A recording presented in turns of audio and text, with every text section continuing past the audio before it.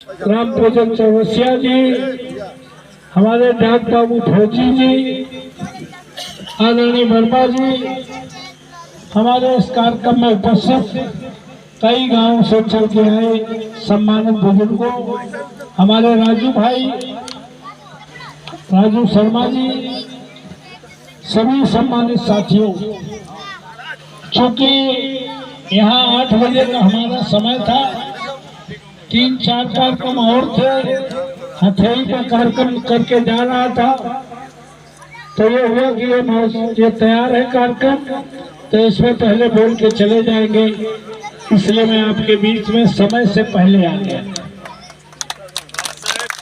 और 4 बजे और जाना है, इसलिए आपसे क्षमा भी चाहता हूँ। मुझे कोई लंबी चौड़ी बात नहीं करनी। पूरे कांग्रेस के वक्ताओं ने मेरे बारे में, चुनाव के बारे में, देश के बारे में, हालात के बारे में सब कुछ लगभग बता दिया है। मैं इतना ही कहूँगा, ये चुनाव नहीं चुनौती है, ये चुनाव नहीं चुनौती है। ये उन लोगों के लिए चुनौती है जिनको इस देश के संविधान निर्माता बाबा साहब अम्बेडकर ने 26 नवंबर 1949 को एक वोट का राइट देके भारत में पैदा होने वाले प्रत्येक व्यक्ति को रानी और महात्मा रानी के वोट की कीमत बराबर करने का काम किया था। तब बाबा साहब अम्बेडकर ने कहा था कि हमने तुम्हें एक वोट का अधिकार देकर प्रधान से लेकर प्रधानमंत्री बनाने का दोनों अधिकार दे दिए। साथ ही साथ बाबा साहब अम्बेडकर ने कहा कि आज के बाद भारत की धरती में पैदा होने वाले प्रत्येक व्यक्ति को हमने भारत की धन और धरती का बराबर का हिस्सेदार बना दिया। दुर्भाग्य है इस देश का, 75 साल ये देश चल गया और लोकतंत्र का अर्थ जाने बिना चल गया। लोकतंत्र तो इसलिए बना था कि जो लोग के हित में होगा, जो लोग इशारा करेगा, जो लोग चाहेगा, वो तंत्र काम करने के लिए मजबूर होगा।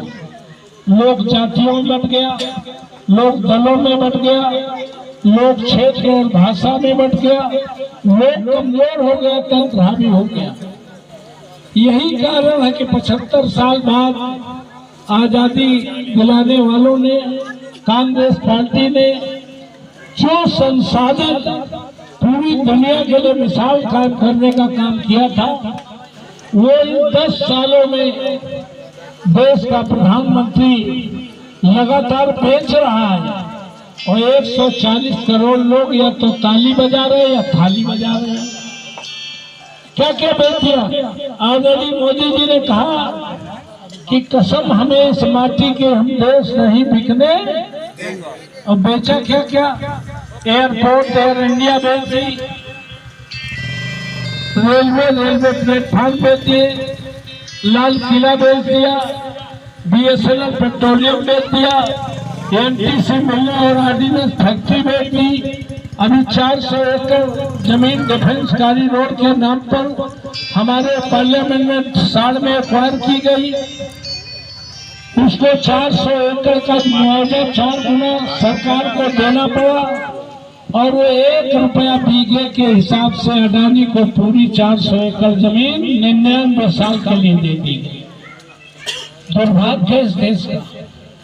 बाबा साहब ने कहा हमने धन और धरती का बराबर का हिस्सेदार बना दिया, लेकिन यहाँ की रेल भी गई तो सोचते हैं कि हमारा क्या था, सरकार का था, बेच दिया। एयरपोर्ट एयर इंडिया बिक गया, कहा मेरा थोड़ी था, सरकार का था, बेच दिया। आधी बैंकें प्राइवेट हो गई, पूरा सब कुछ बिक चुका है। और अगर पंजाब के किसान और पश्चिम उत्तर प्रदेश के किसान 1.5 साल तक संघर्ष ना करते, 1,500 ना मारे जाते, तो जो बीघा 2 बीघा आगापुर में जमीन है ना तुम्हारी, ये सब अडानी अंबानी के नाम हो जाए। तो इसलिए ये चुनाव कोई साधारण चुनाव नहीं है। इसलिए मोदी जी कहते हैं 400 पार। संविधान बदलने की बात सभी कह रहे हैं, संविधान तो बदल गया है। संविधान तो बदला गया जो 10 साल में जितनी छेड़छाड़ संविधान से हुई उतनी 60-65 वर्षों में नहीं हुई। नए संसद भवन में संगरोध की स्थापना हो गई है जो राजतंत्र का प्रतीक है, लोकतंत्र का प्रतीक नहीं है। हमारे संविधान की प्रस्तावना से धर्मनिरपेक्ष और समाजवाद 2 शब्द हटा दिए गए। ये समाजवाद और धर्मनिरपेक्ष 2 शब्द नहीं है, यही भारत के संविधान की आत्मा है। भारत का संविधान धार्मिक आजादी देता है। हिंदू, मुस्लिम, सिख, ईसाई, पारसी, बुद्धिस्ट सभी धर्मों के लोग अपनी अपनी तरह से पूजा अर्चना करेंगे, इसीलिए भारत का संविधान धर्मनिरपेक्ष उसको बदल दिया गया। अब केवल 24 के चुनाव की देरी है। 24 के चुनाव में हम हिंदू मुस्लिम में फंसे, मंदिर मस्जिद में फंसे, हम बटे, हम डरे, हम किसी नई गारंटी में फंसे तो निश्चित जानिए भारत का अंतिम चुनाव होगा, इसके बाद लोकतंत्र समाप्त हो जाएगा। इसलिए हम आपसे निवेदन करने आए, ये चुनाव बटने का चुनाव नहीं है, ये चुनाव डरने का चुनाव नहीं है, ये चुनाव मोदी जी की नई गारंटी में फंसने का चुनाव नहीं है। भारत का सबसे ज्यादा झूठ बोलने वाला प्रधानमंत्री अगर कोई नई गारंटी ले रहा है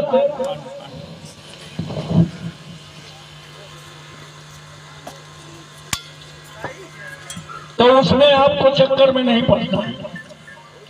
आप जान लीजिए 10 साल में जो आदरणीय मोदी जी ने वादा किया है, उन्होंने क्या कहा?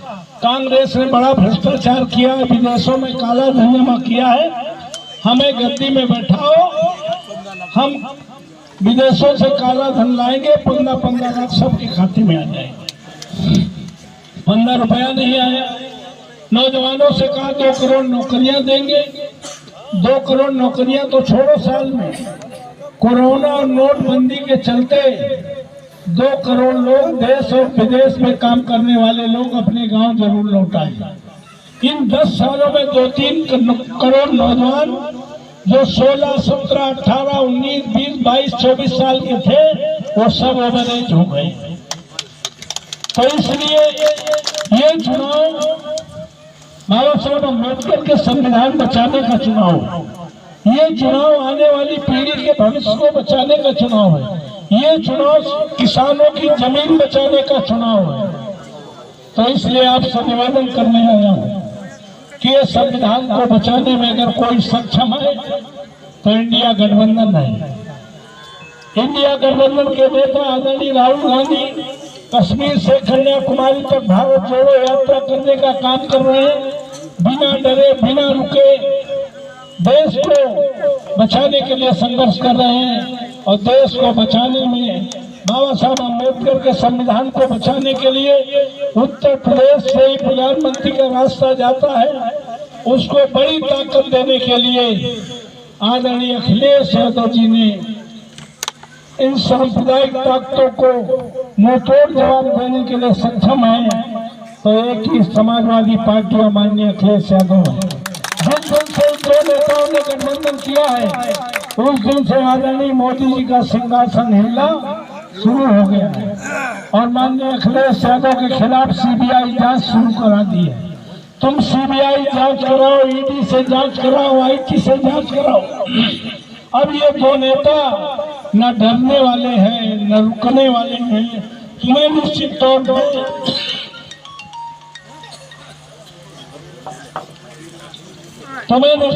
पर गुजरात भेजने से पहले रुकने वाले नेता नहीं। तो आपसे निवेदन करके जा रहा हूँ, चूंकि 22, 24 मीटिंगें हम डेली कर रहे हैं, कहीं ठंडा पानी हो जाता है, कहीं कुछ हो जाता है तो गला खराब है। तो मैं आपसे निवेदन करने आया हूँ कि हमने तो काम किया है, काम करेंगे। 9 से 14 में आपने हमें एमपी बनाया। भारत का पहला और सबसे बड़ा पावर प्लांट, बिजली की समस्या को देखते हुए 4000 मेगावाट पावर प्लांट हमने घाटमपुर में स्थापित किया। इतना बड़ा पावर प्लांट 10 साल में चालू नहीं कर पाए। हमने कानपुर से लेकर आपके घाटमपुर जाने में 3-3, 4-4 घंटे लगते थे। हमने स्टेट हाईवे बनवाने का काम किया। हमने पूरी पार्लियामेंट में, मंदिर में, मस्जिद में, गुरुद्वारे में, चर्च में हैंडपंप और सोलर लाइट देने का काम किया। हमने पूरी पार्लियामेंट में घूम घूम कर विकलांगों को ट्राई साइकिल, छड़ी और काम की मशीन देने का काम किया। हमने हमारी 1 करोड़ निधि थी, उसमें भी कहीं न कहीं आपको पत्थर मिल जाएंगे। लेकिन जो मोदी की गारंटी वाला 10 साल से आप सांसद बना रहे हैं, उसका एक भी काम आप कहीं बता नहीं सकते। तो हम आपसे निवेदन करने आए कि ये चुनाव, इस चुनौती को स्वीकार करते हुए कि जो संविधान हमारे आजादी दिलाने वालों ने कुर्बानी करके दिया था, उसको आने वाली पीढ़ी को वैसा वैसा सौंपने के लिए इंडिया गठबंधन के नेता संघर्ष कर रहे हैं। हम आपसे पुरजोर अपील करने आए हैं कि आप लोग जात से उठकर, दल से उठकर, धर्म से उठकर, क्षेत्र से उठकर देश को बचाने के लिए, लोकतंत्र को बचाने के लिए, आने वाली पीढ़ी का भविष्य बचाने के लिए चुनाव चिन्ह साइकिल की बटन दबाकर हमारा समर्थन करने का काम करेंगे। हम आपसे वादा करते हैं कि हम आपके स्वाभिमान सम्मान के लिए, आपकी मुश्किल परेशानी के लिए, क्षेत्र के विकास के लिए जब भी सुख में बुलाएंगे, हम आपके बगल में खड़े नजर आएंगे। आप सभी को, पुनः आयोजक टीम को बहुत बहुत धन्यवाद देता हूँ। जय हिंद।